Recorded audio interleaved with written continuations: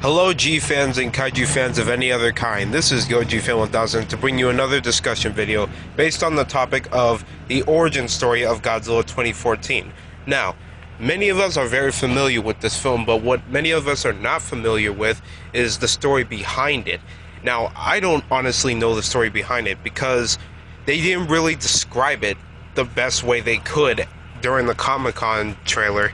So the Comic-Con trailer, back in 2013 or 2012, it showed, this footage. It was mostly destroyed cities, people, millions of people dead, and it showed this monster, this multi-armed worm, red-looking monster thing, and then, poof, it's just gone. Nobody ever sees it, and it's never spoken of again in the late 2014 Godzilla movie.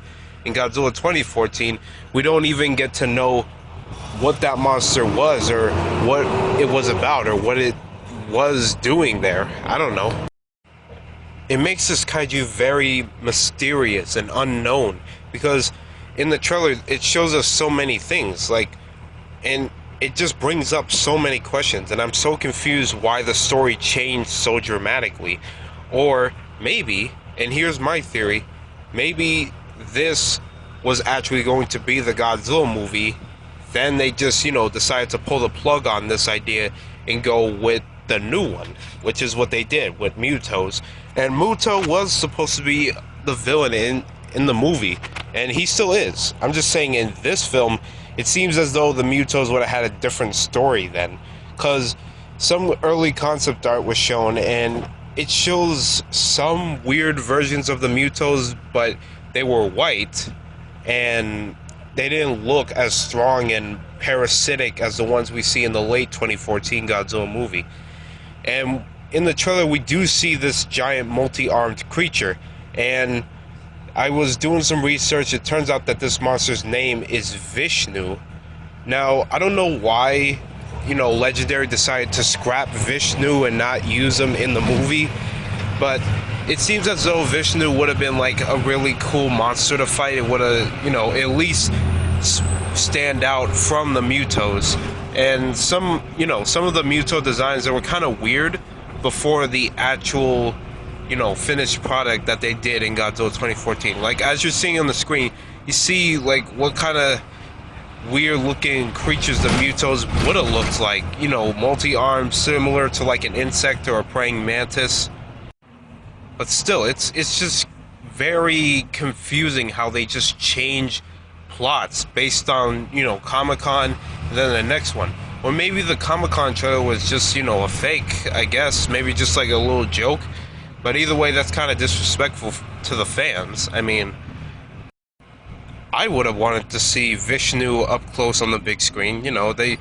Some fans show some art of what he might have looked like, before it died. And I really wanted to see that. And I really wanted to know what monsters Godzilla was fighting.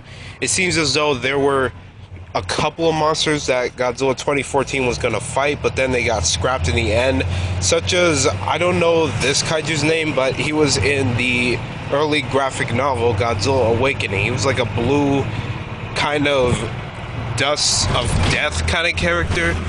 And I don't know, they just decided to put that in the comic book, and it seemed like a more original idea than the Mutos, because as many people know, the Mutos do look like the Cloverfield monster. I mean, hell, I think the Mutos look like the Cloverfield monster if they just got some, minor changes and some Godzilla spliced DNA. But still, as I watched the Comic-Con teaser trailer, I asked myself, was this the original film's plot? Was this going to be the Godzilla that died, and then, his bones were found in that 2014 movie? Let me explain that a little bit better. I think that this Godzilla from that Comic-Con trailer was the one that was dead in the beginning of Godzilla 2014. And I may be wrong. Godzilla Reawakening is connected to 2014 in a way, but I'm still thinking that was early on. I'm thinking after Godzilla Reawakening, this would have happened. Godzilla fought these creatures, these Muto-like creatures, and it must have ended up with something. Maybe Godzilla, you know, the Lucky Dragon explosion, probably after he killed Vishnu and the Muto kind, and then, you know, that the bones were discovered, a new Godzilla appears, and then the male and female Muto come back. But I don't know, it just raises more questions and more mysteries that I can't even answer myself.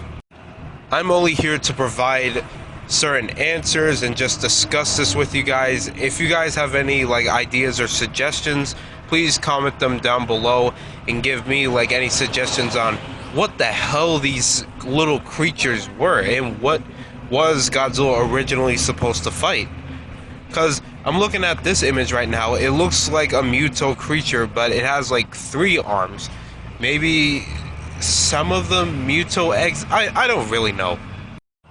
It's just so weird how they changed the plot like that and just, you know, just throw away this idea. Because it would have been a great idea, sort of. I don't know if it would have made the movie better or worse, but it still should have been hinted at or like a hidden Easter egg in the movie, but it's never brought up again. Ever. Now, on to my final theory. I think that Vishnu is the mother of all Mutos. I'm thinking that Vishnu was like, you know, a super Muto larvae, you know, that didn't fully develop into its winged form. Think about it, you guys. Either way, no matter how you look at it, Godzilla 2014 is just what it is. It is what it is, and I don't think I don't think I should have a say to, you know, change the movie in any kind of way. So I'm going to end the discussion here, and as always, have a good night, G-fans.